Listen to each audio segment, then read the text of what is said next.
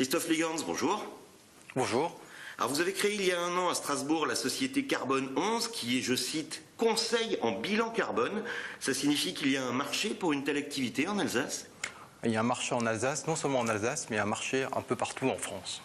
Alors qui fait appel à Carbone 11 bilan en conseil carbone et surtout pourquoi font-ils appel à vous? Alors ça concerne tout type d'entreprise, autant les grosses PME que les petites entreprises dans le secteur industriel ou tertiaire. Et l'intérêt est double. C'est un intérêt premier qui est en entrée marketing pour les entreprises. Puis les entreprises se rendent compte très rapidement qu'il y a un intérêt économique, ce qui attire beaucoup d'entreprises. Alors justement, ces entreprises qui font appel à vous, elles sont dirigées par de gentils écolos ou de méchants capitalistes qui réalisent surtout, comme vous l'avez dit, un coup de marketing à la base?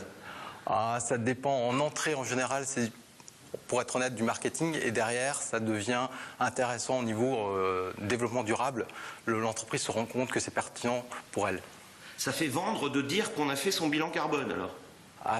Non seulement ça fait vendre, ça fait gagner des parts de marché, notamment auprès des administrations pour répondre à des appels d'offres.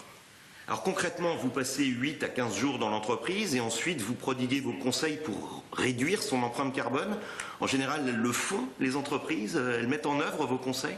Alors, il y a deux étapes. La première étape, effectivement, c'est le bilan carbone en tant que tel, qui est une photographie des émissions des gaz à effet de serre de l'entreprise. Et il y a une deuxième étape qui est l'étape la plus intéressante, c'est le plan d'action qui permet de développer et de diminuer les rejets des gaz à effet de serre de l'entreprise. En général, effectivement, les entreprises suivent, sachant que dans un premier temps, il y a un plan d'action avec des étapes, des préconisations assez simples qui demandent peu de budget, puis derrière des préconisations qui peuvent être beaucoup plus lourdes avec un cahier des charges beaucoup plus lourd. Alors quel est par exemple le conseil que vous donnez quasi systématiquement? Le conseil quasi systématique, il est assez simple et on entend souvent parler. C'est des économies d'énergie comme éteindre les lumières, baisser le chauffage par exemple de 1 degré, des petites choses comme ça qu'il faut répéter pour que ça fonctionne bien.